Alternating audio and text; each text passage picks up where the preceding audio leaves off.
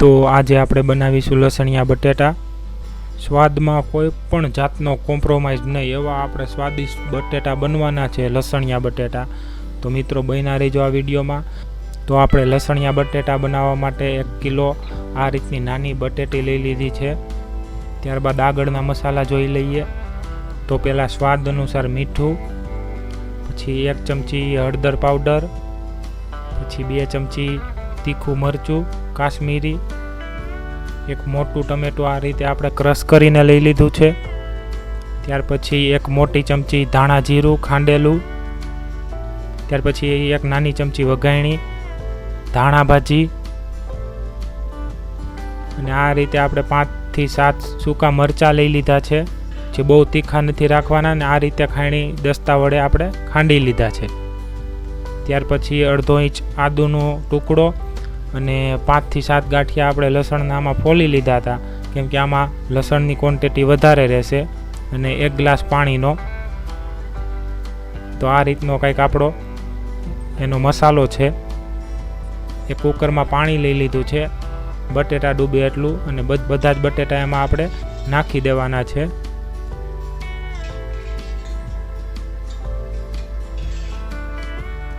ને 2 ચમચી આમાં મીઠું નાખી દેવાનું છે, જેથી કરીને બટેટામાં મીઠું ચડી જાય અને બટેટા પણ ઝડપથી કૂક થઈ જાય। તો આને આપણે બાફા રાખી દીધા છે। તો ત્યાં સુધીમાં આપણે આગળના મસાલા બનાવી લઈએ। તો એક ખાયણી લીધી છે, એની અંદર નાખીશું આપણે લસણ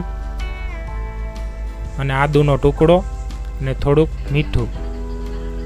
ત્યારબાદ આપણે એને સરસ આ રીતે ખાંડી લેશું। તો હવે લગભગ ખાંડીને આ કમ્પ્લીટ થઈ ગયું છે। તો હવે આપણે એમાં આગળ જે આપણું લાલ મરચું લીધેલું હતું એ બધું એડ કરી દેશું।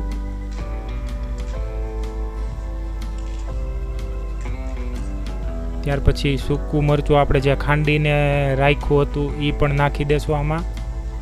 ત્યાર પછી આને પાછું આ રીતે ખાંડી લેવાનું છે, અને સરખુંથી મિક્સ થઈ જાય। તો આ સરખુંથી હવે મિક્સ થઈ ગયું છે। તો હવે એક બાઉલમાં જે હમણાં આપણે મસાલા ખાંડ્યા એ લઈ લેશું, અને એની અંદર ખાંડેલું ધાણા જીરું એડ કરીશું, અને જે ટમેટું આપણે ક્રશ કર્યું હતું એ પણ આમાં એડ કરી આ રીતે હલાવી લેવાનું છે, મિક્સ કરી દેવાનું છે। ત્યાર પછી એમાં થોડુંક પાણી નાખવાનું છે,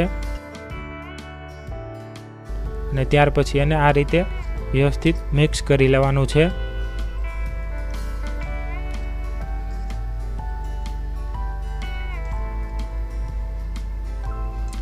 આ રીતે કમ્પ્લીટ મિક્સ થઈ ગયા બાદ તો હવે આ મિક્સ થઈ ગયું છે કમ્પ્લીટ, આપણો મસાલો હવે બની ગયો છે। તો હવે આગળ આપણા બટેટા જોઈ લઈએ। તો આ છે બટેટા, અને હવે જોઈએ કે બફાઈ ગયા છે કે નહીં। તો આ રીતે ચમચીની મદદથી આપણે આ જોઈ લઈએ। કમ્પ્લીટ હવે એમાંથી છાલ નીકળવા માંડી છે। તો હવે આપણે બફાઈ ગયા છે। તો આ રીતે આપણે બધા જ બટેટાની છાલ કાઢી નાખી છે। ચમચી વડે આ રીતે બધા જ બટેટામાં 2-3 હોલ કરી દેવાના છે, જેથી કરીને જે આપણે વઘાર કરીએ ત્યારે બધો જ વઘાર અંદર સુધી વહી જાય, અને બટેટા અંદર સુધી આપણે ખાવા ટાણે મોડા ન લાગે। એટલે આ રીતે બધા જ બટેટાને કરી લેવાનું છે। ત્યારબાદ બટેટાને એક બાઉલમાં કાઢી એમાં ખાંડેલું જીરું અને હળદર પાવડર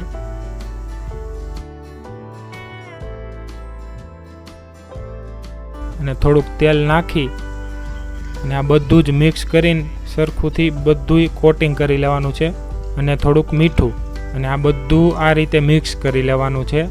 સરખુંથી બધાય મસાલાનું કોટિંગ બટેટા ઉપર થઈ જાય એ રીતે મિક્સ કરી લેવાનું છે।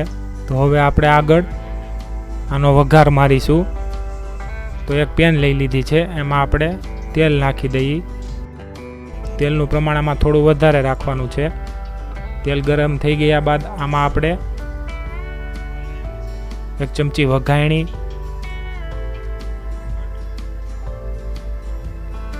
અને ત્યારબાદ એમાં આ રીતે બટેટા આપણે જે કોટિંગ કર્યા હતા એ આની અંદર આપણે નાખી અને આ રીતે ધીમે ધીમે હલાવતા હાફ ફ્રાય કરી લેવાના છે.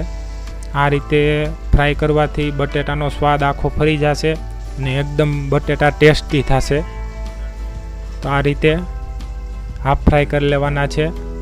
જ્યાં સુધી આ રીતે હલાવતું જવાનું, બટેટાની માથે જ્યાં સુધી હલકો લાલ કલર ના આવી જાય ત્યાં સુધી આ રીતે આપણે ફ્રાય કરી લેવાના છે.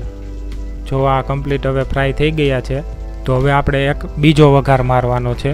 તો એક બાઉલ લઈ લીધું છે આપણે ને આમાં તેલ એડ કરવાનું છે. તેલની ક્વોન્ટિટી થોડીક વધારે રાખવી. પહેલાં આપણે તેલ આવી ગયું છે અને હવે આપણે એની અંદર વઘાણી નાખીશું. ત્યારબાદ જે આપણે મસાલો બધો ખાંડીને કમ્પ્લીટ કર્યો હતો એ હવે આપણે નાખી દેવાનો છે આમાં.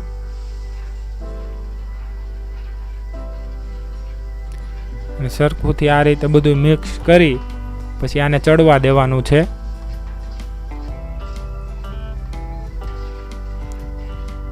તો લગભગ આ બધું ચડી ગયું છે. તો હવે એમાં 1 ચમચી ગરમ મસાલો એડ કરી દેવાનો છે.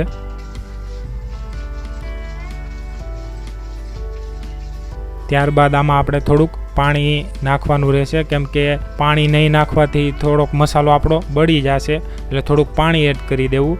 ત્યારબાદ એને ચડવા દેવું. પાણી જ્યાં સુધી ઓબ્ઝર્વ થાય ત્યાં લગી ચડવા દેવાનું, એટલે મસાલો બળે પણ નહીં અને ચડી પણ સારી રીતે જાય. તો એ લગભગ આપણો મસાલો હવે ચડી ગયો છે. તો હવે આપણે આમાં એડ કરીશું આપણા હાફ ફ્રાય થયેલા બટેટા. બટેટા અંદર નાખી દીધા બાદ આપણે આને સરસ રીતે આ રીતે મસાલો માથે ચડાવી દેવાનો છે. આ રીતે સરસ મિક્સ કરી લેવાનું છે.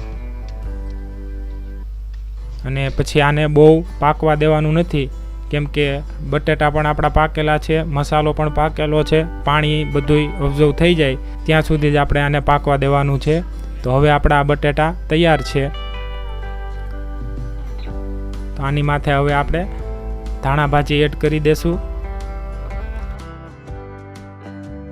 અને હવે એક ડીશમાં આપણે આને સર્વ કરીએ.